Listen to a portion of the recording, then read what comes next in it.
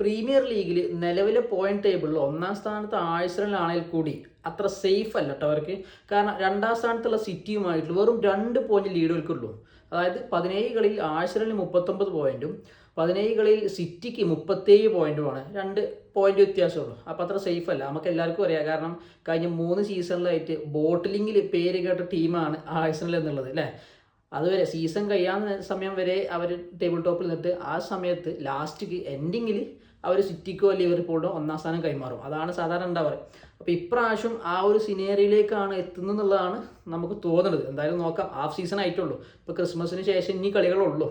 പിന്നെ 3-ാം സ്ഥാനത്ത് വെച്ചാൽ ആസ്റ്റൺ വില്ലയുണ്ട്, അവർ കുറച്ച് ബാക്കിലാണ്. പിന്നെയുള്ളത് ചെൽസിയാണ്, 10 പോയിന്റ് ബാക്കിലാണ്. മാത്രമല്ല നമുക്ക് വേറൊരു കാര്യം എന്താ വെച്ചാൽ ലിവർപൂൾ പതിയെ ട്രാക്കിലേക്ക് വരുന്നുണ്ട്. കാരണം പറ്റ ഡൗൺ ആയിരുന്നു, ഇപ്പോൾ അവർ 5-ാം സ്ഥാനത്ത് എത്തിയിട്ടുണ്ട്. ആഴ്സണൽ ബോട്ടിലിയോ എന്നുള്ളതാണ് നമുക്ക് നോക്കേണ്ടത് അല്ലേ. കാരണം സിറ്റി നല്ലൊരു ഫോമില്ല, കഴിഞ്ഞ 5 കളിയിൽ തോറ്റിട്ടില്ല, വിജയം മാത്രമേ ഉള്ളൂ എനിക്ക്. അപ്പോൾ നോക്കാം എന്താവും എന്നുള്ളത്. നിങ്ങളൊന്ന് പ്രൊഡിക്റ്റ് ചെയ്യേ ഈ പ്രാവശ്യത്തെ പ്രീമിയർ ലീഗ് ആരടിക്കും എന്നുള്ളത്.